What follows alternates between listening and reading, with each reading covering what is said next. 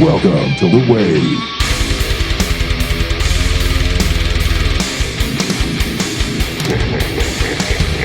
Hello, everyone, and welcome back to another episode of Thru. This will be episode 3, and we are going to focus mostly on bass today. While we're going to jump into bass and start processing and editing here, we do want to touch on something that we forgot to do last time. You can always come back and do this sort of thing, but I do find that if you think of something that you forgot to do, it's better to just go ahead and knock it out right then and there, get it taken care of. Then you don't have anything lingering in the mix that might come back and mess you up later. So the thing that I want to do, all right, we've got an EQ on all 3 of the toms. I want to come in here and take at least one subtractive cut out of each of these tom tracks. And that's only because, one, I know they're samples, so you don't need to take too much out of it. But 2, I know that they do ring a bit. They ring quite a bit. So I'm going to try to clean it up a tiny amount by just taking something out right around this general area now. Seriously, like mids, high mids. See if we can get the rings under control, and then we will move on to bass processing. Okay, so we've got a pretty good run right here of some toms. I'm going to go ahead and solo out tom 1. Maybe even give us a little bit more of an area to look at, and then tighten this loop up.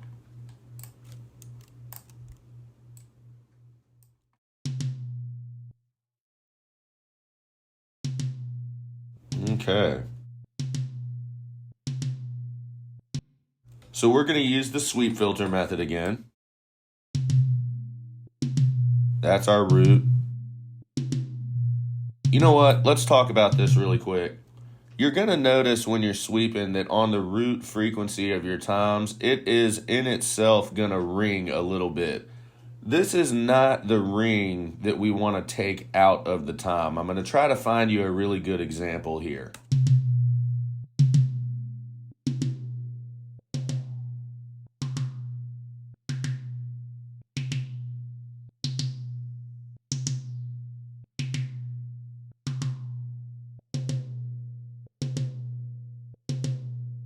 There it is. All right, I have found it. I really hope that you guys can hear it, because it is going to be something that takes a little bit of a trained ear to hear. But once you start hearing it, you cannot stop hearing it. And this is it right here. It's a ring. I'm going to try to describe it the best way that I can. It's definitely a ring, but it's weird to hear because it's in a different frequency than this root right here that's clearly ringing.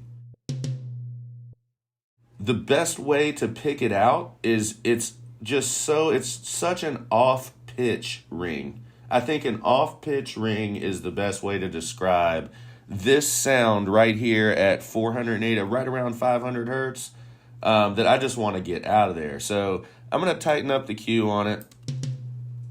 Yep, make sure I can still hear it. We're going to drop it down.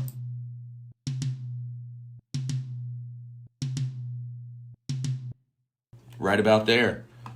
We're going to move on to tom number 2. Let's solo it out.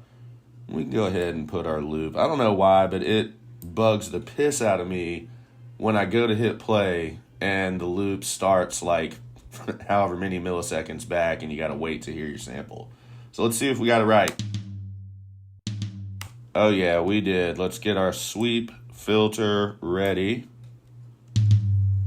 Big ring over here at 100, but again, that's the root frequency. That's okay. Wow, this harmonic right here is also ringing pretty good, but it's in key. The pitch is right, so we're not going to remove that.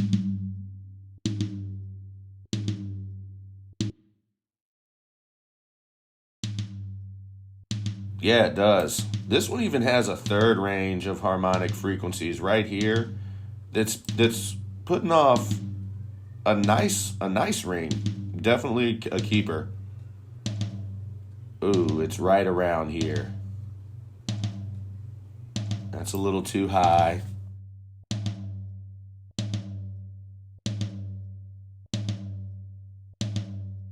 I'm hearing it right here, right at 599. I'm going to go left and right a couple more times just to make sure.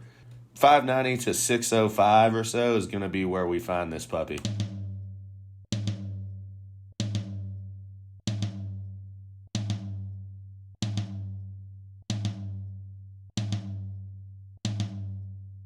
Yeah. Okay, that's where I'm hearing it. Let's tighten up our cue, make sure we don't lose the ring that we're listening to.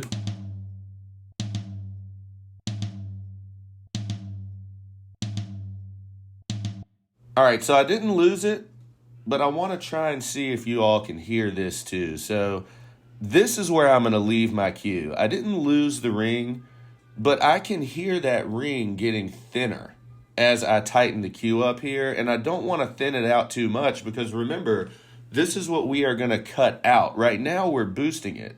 So we should really be able to hear the problem very well. I don't want to make my cue any wider because I want to save as much of the tom sample as I can, but I do want to get most of that off-pitch ring that I'm hearing. So I tighten my cue until I start noticing any sort of thinness in the problem, which is right here, about a 1.72 Q on this number 2 filter, and then we're going to drop it down. Tom 2 is really nice. It still has a whole lot of nice ring to it, even with this notch taken out here. One more thing I want to touch on before we move to Tom 3. I'll go ahead and solo it out here, and I'll show you on this one. Something that we haven't done in any of these sessions that really should be getting done the whole time. The whole time you're mixing, you should constantly be gain staging. We haven't made any moves that didn't require 2 tracks being blended together to utilize another fader, or just that we're going to take too much sound out of the sample anyway. So I haven't been gain staging my plugins, and that is kind of a big no-no. It's not going to affect us here, and you're going to notice me do it a lot more when we get to guitars and bass. But on Tom 3, I will show you the whole process there as far as how you should be gain staging your plugins. So let's go ahead and get Tom 3, the floor tom, spun up. Not as big of a third harmonic frequency as Tom 2, but it is still there. It's a little more flat altogether. We may not even find one to remove, but let's check. There's our root, nice and thick and ringy. There's our harmonic frequency that's ringing pretty nice, but again, it's in key. We're definitely going to keep it. And there's about the third.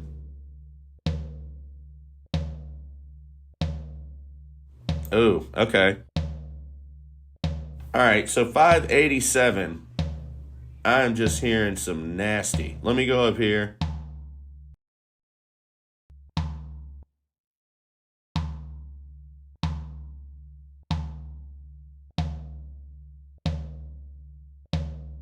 I'm doing this right here. All right, we're going to tighten up our cue and then place our notch. Okay, so the gain staging piece of this.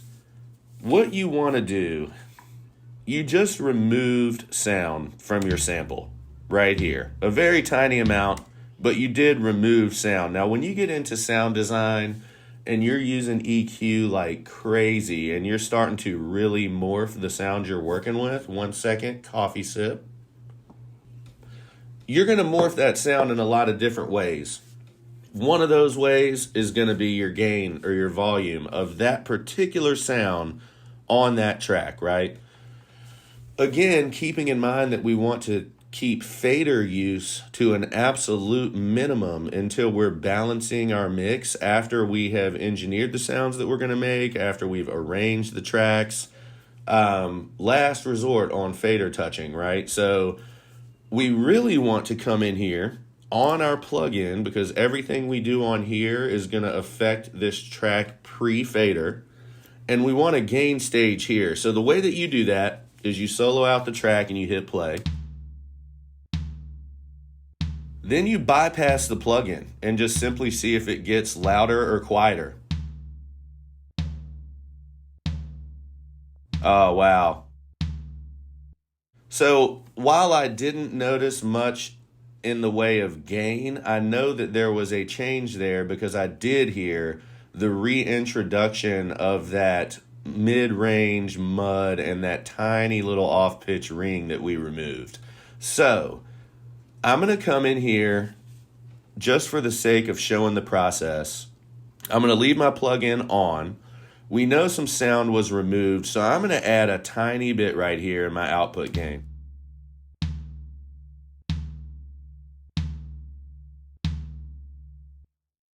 Let's listen back.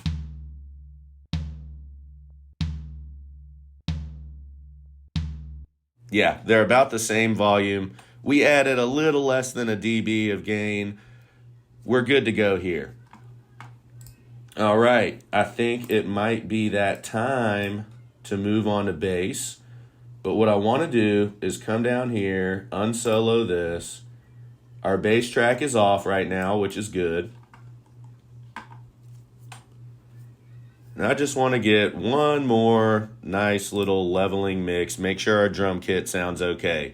The reason is when we get into bass, we're going to be doing a little more than just EQ and compression. We're also going to be editing and making sure that all of the transients are aligned with our drum hits, mainly our kick and our snare.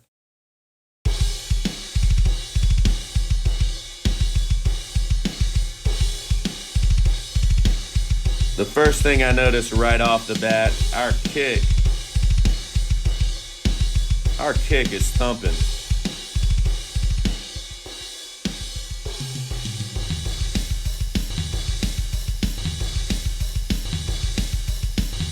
All right, we've hit our loop.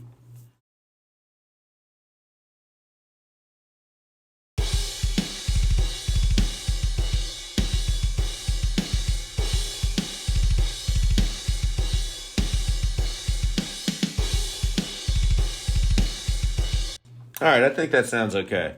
We are going to go ahead for right now, collapse our drum subgroup, open up our bass sub, get our tracks nice and big so we can see what we're doing. And we're going to get our EQ right on this bass. So we're going to solo this out. Cut the drums off for now.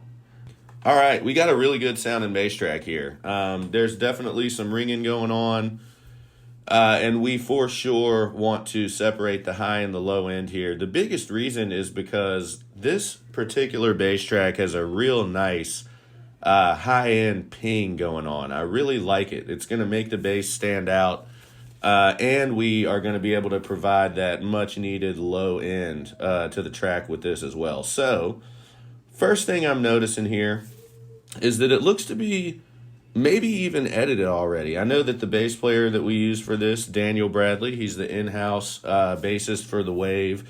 He is very, very competent in the DAW. He's using Ableton as well. And he's really good at sending bass tracks that are pretty much ready to go. Tone's usually really nice. Timing is usually really good. So let's start going through this process. The first thing I want to talk about is EQ versus compression. We are definitely going to use both, right? But the first thing that we want to do is we want to remove problem frequencies before we start adding compression to the bass track to level it out. One of the things, and Daniel probably has a compressor of some type on this bass already. We're going to just dial it in. But we don't want to compress things that we don't want to end up in the mix at the end of it all, right?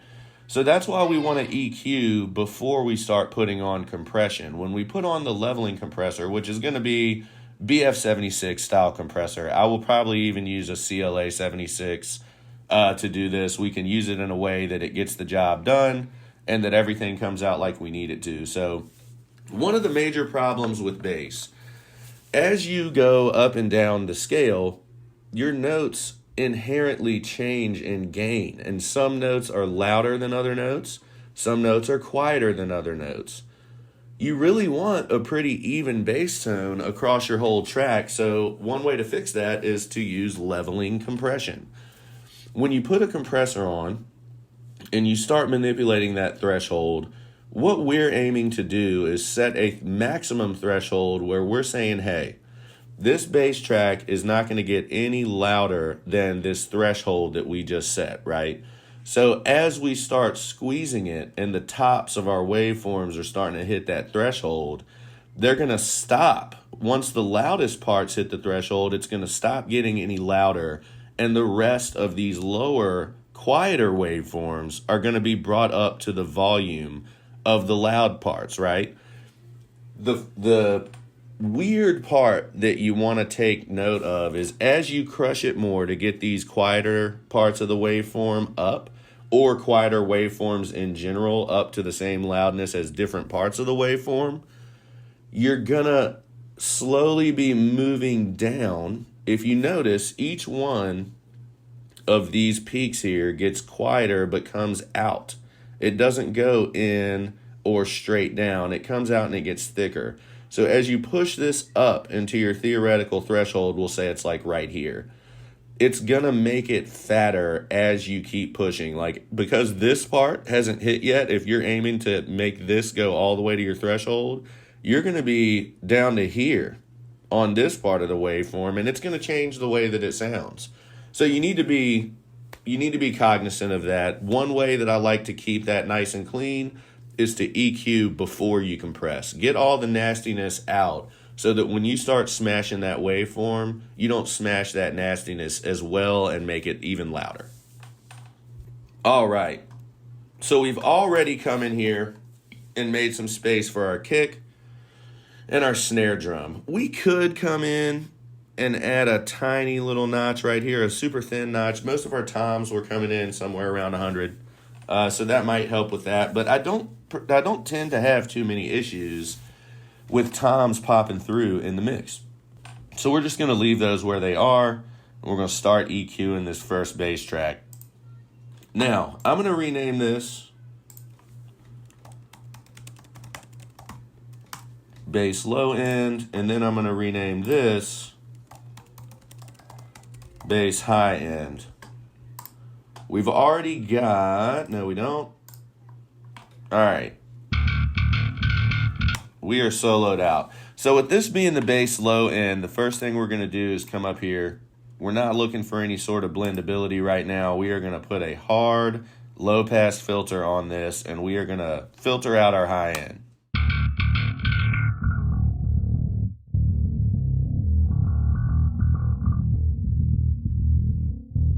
All right, one thing that I'm going to do, we might end up having complete separation here between the low and the high. Again, we know this is our vocal hotspot, right? I'm not hearing anything in this area. That's a real nasty, ringy part of the ping there.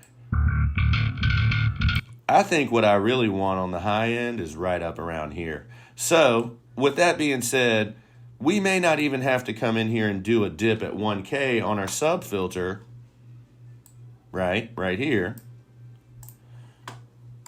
Because I don't even think we're going to use any of that nasty shit. So, what we're going to do,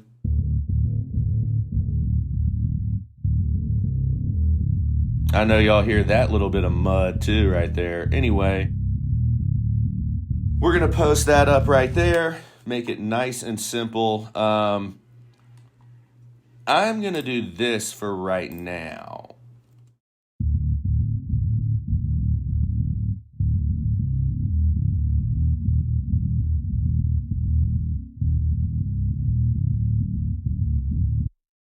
I don't want to roll off too much of the sub there, but I am going to take a tiny piece out of the bottom, and we're going to come back later and near the end of the mix, and I'm going to show you what we're going to do with that. Let's go ahead and move to our high end. We're going to, again, completely remove lows, so we're going to throw a hard ×4 high-pass filter on.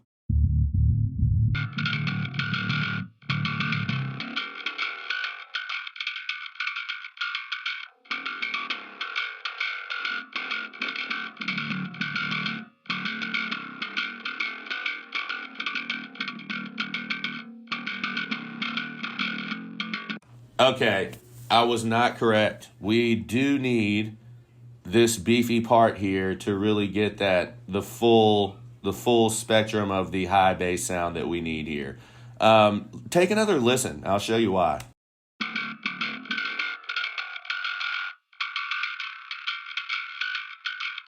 Just like with the kick drum, all we've got up here is a real, very high end clicky sound. We do want it, but we also want a little more of that meat too.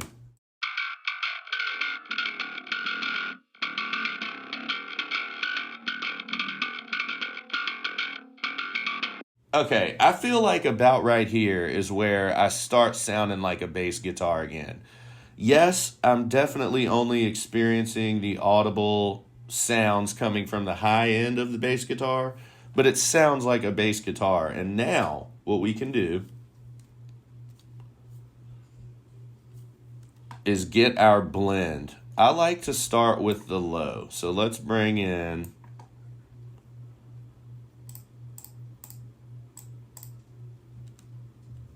our low end first.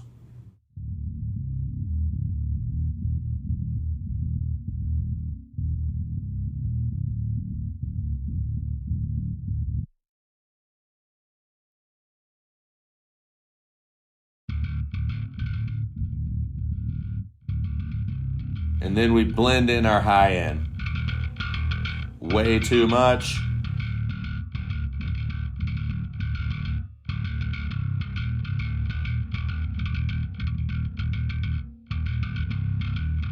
I feel like that's good right there. Let's go ahead and cut our drum kit back on.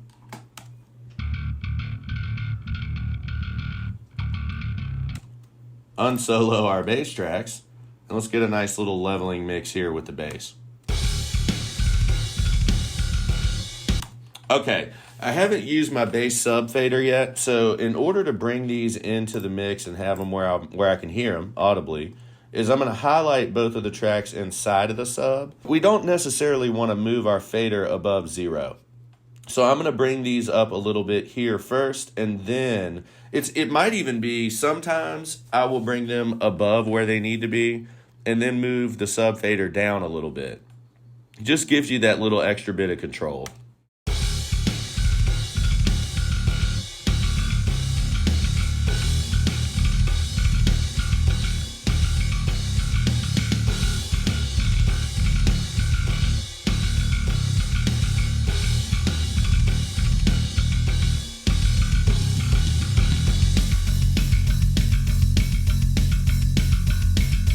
Okay, one of the things that I'm noticing, and when I did this in the very beginning, I knew it was going to come back up. So I'm hearing the thump of that kick, but I'm not really hearing that much of the attack.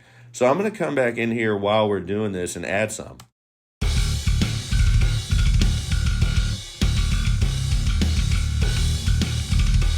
There we go. I want to show you guys what that sounds like with the total absence of the attack in the mix a little more, and then what it sounds like once you add it back in if you haven't heard it.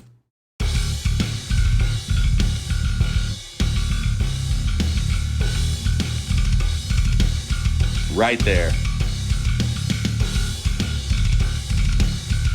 Okay, we're going to leave it right there for right now, and then I'm going to bring this back down a tiny bit.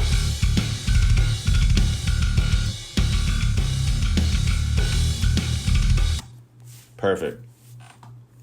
Back to bass. All right, I think the easiest way, as I was doing this and thinking about how I wanted to visually show, I could throw a CLA 76 on the sub here and bring everything up nice and smooth, but there are two things that I'm noticing. One, this bass track isn't that bad when it comes to the leveling here. We may want to hit a tiny bit because of this down here, but we'll give a listen and we'll see what we got. Let's check it out.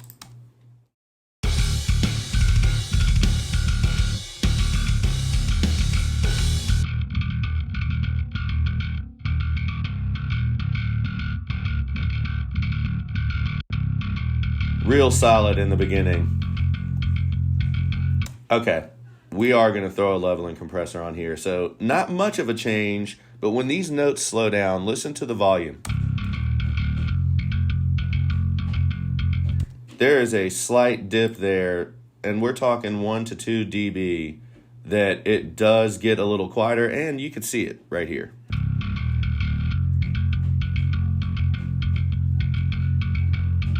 Okay, so while that is minor, we want to listen for other parts too, just so we can take note of where we need to beef. I think this is going to be one. Wow, that one actually didn't sound like it dipped as much as it looks. Okay, what we're going to do is we're going to kiss this bass track with a stock compressor. We're not going to go crazy with a CLA 76 because it's already decent.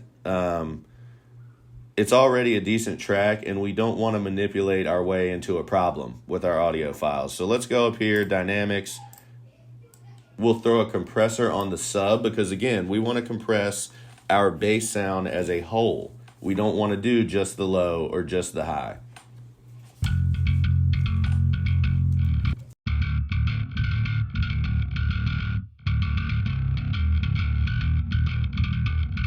All right.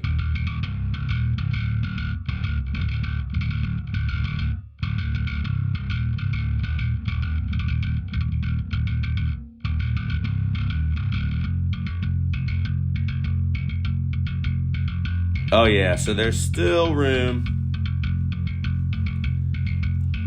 I think that's good right there. I want to keep it exactly right there. Let's bring the drums back in and see how it sounds.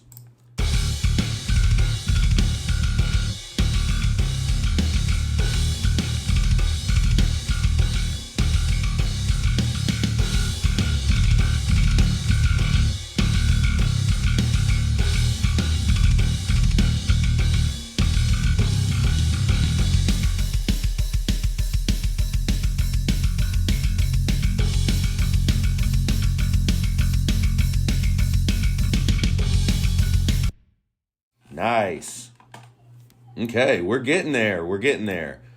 One of the things, let's check our time really quick. We're right at 30 minutes. We'll go ahead and start wrapping this up here. Let me rack my brain and think of if there's anything else that I know we want to go over with bass before we start moving on to guitars and mixing things more on a more broad spectrum. So we've got our initial EQ. We've got our blend. We have some compression put on there. We've went ahead and re-leveled with the drum track. We have our feathering moves that we put in, so we should be keeping our kick and snare popping through nice. We kissed it with the compressor. Let's go ahead, and I don't foresee too much editing here. It looks like this has already been at least edited to some degree. And the way that I can tell that is because down here, we've got some spots that are nice and super quiet. Zero signal coming through there. Could be gate, could be editing, but either way, when it comes back in, we're coming back in damn near right on the downbeat. Or whatever tick this correlates with. Obviously, I didn't listen to it. Let's check it out. Yeah, we're coming in right on. I might come here later and move these back to be like directly on the line, but for right now, I think they're pretty good. And we're not going to really be able to hear the dehumanization factor that we're going to want to fix until we've got it with the rest of the tracks in the mix anyway. So what I want to do, and I think where I want to end, is I want to come in and just finish cleaning up the bass frequency spectrum. I just want to listen for some problem frequencies that I don't really like. We are going to go and take a dip out around 1K for the vocals because we did end up using some of that bass there. It's not going to be drastic until we get the vocals in, but we do want to go ahead and set up for it. So let's get rolling. Come back to a part of the bass track that's real nice and active.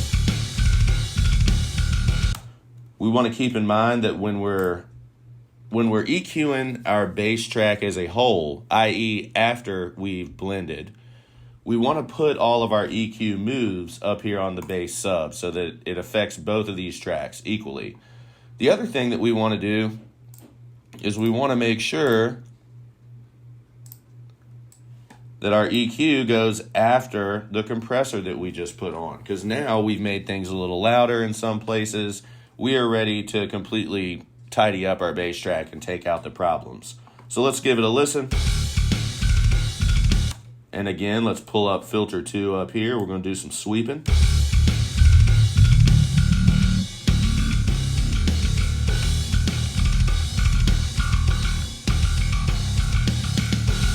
Gross. Let's tighten that Q a tiny bit. I'm not really hearing any rings right here. It's more of just white noise mud, pink noise mud, whatever you want to call it. But we're going to take it out.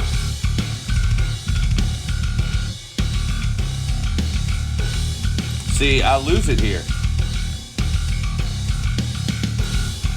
And I get it back there.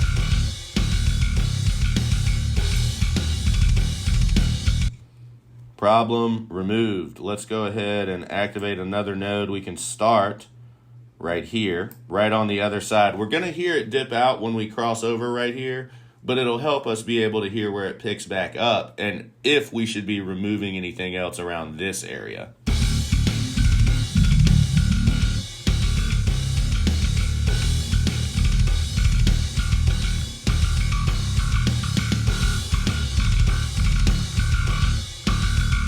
That's gross right there.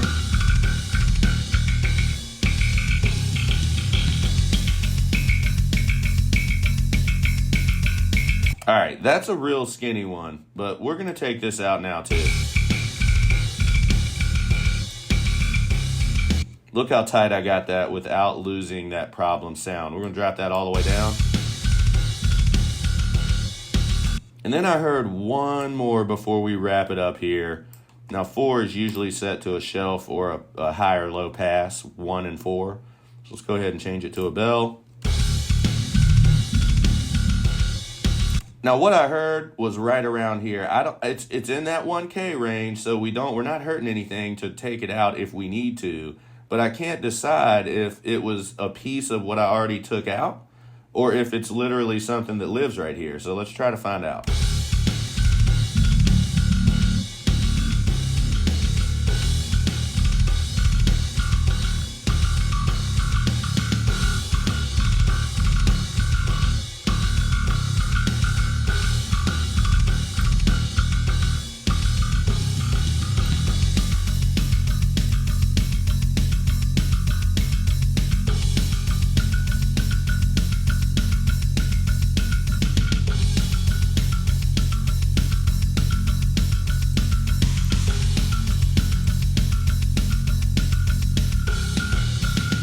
Oh, there it is. Let's get that out of there.